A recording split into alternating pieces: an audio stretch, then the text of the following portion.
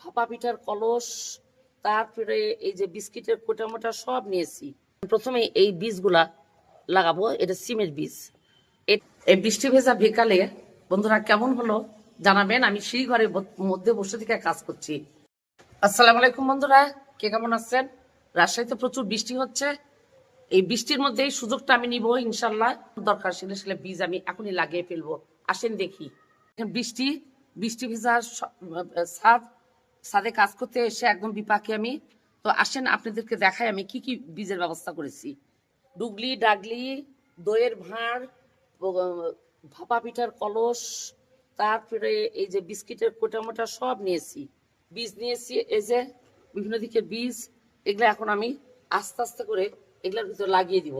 কিছু কিছু বীজ আছে এখানে, আমার বীজ আছে হচ্ছে সিমের, করলার এবং বরবটি। তারপরে এখানে আছে ধনা পাতা, এখানে আছে মরিচ। আর এই কটায় মোটামুটি লাগানোর সিদ্ধান্ত নিয়েছি। সিড বেড, এই সিড বেডে একটা করে রোতে 8টা করে লাইন আছে।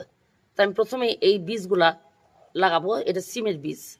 এটা হচ্ছে নলডাগা সিম না কি সিম সবাই বলেন আপনারা, নলডাগা।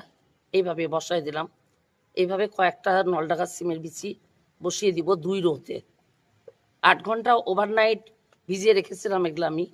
তারপরে এগুলোকে সুন্দর করে এখন আস্তে করে শোয়াই দিব। তারপরে ওরা যেদিক খুশি সেদিক উঠতে থাকুক। এরপরে কিছু দিব বরবটির বীজ। এখানে 2 সারিতে বরবটি বীজ দিব আমি। 1 সারিতে 8টা, 2 সারিতে। তাহলে এই যে এইভাবে শোয়াই দিই আমি বীজগুলা। ওরা ইচ্ছা মতো ওদের জায়গা নিয়ে উঠে যাবে। এইভাবে সিমের বীজ যেভাবে দিয়েছি ওইভাবে, এই যে এইভাবে, এই যে শোয়াই দিব, শোয়াই দিই বাস। এরপরে লাগাবো আমি করলার বীজ। এবার করলা চাষে আমি খুব দুর্বল।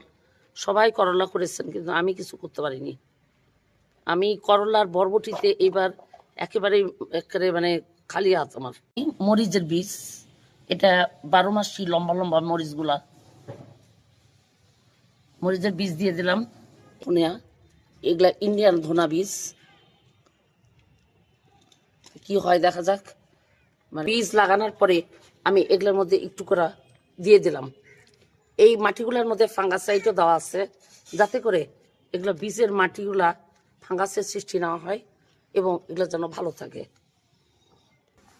এই বৃষ্টি ভেজা বিকালে বন্ধুরা কেমন হলো জানাবেন। আমি সেই ঘরের মধ্যে বসে থেকে কাজ করছি, যাতে ঝিরঝির ঝিরঝির করে পানিগুলা পড়ে। এক জায়গায় বেশি পরিমাণে পানি পড়লে এই সমস্ত পানি দিয়ে বীজগুলা ভিতরে ঢুকে যাবে, কিছুতেই বীজ উঠবে না। হ্যাঁ, এই জন্যে এই টাইপের পানি দেওয়ার ব্যবস্থা করতে হবে। যে এইরকম পানির জগ দিয়ে, যেটা দিয়ে ঝর্ণার মতো পানি পড়তে থাকে। যেহেতু বর্ষার সময় আমরা বেশি পানি দিব না, অল্প করে পানি দিব, দিয়ে তারপরে এটা রেখে দিব একদম শীতল ঠান্ডা জায়গায়। আমার ভিডিওটি কেমন হলো অবশ্যই লাইক, কমেন্ট, শেয়ার দিয়ে পাশে থাকবেন। আল্লাহ হাফেজ।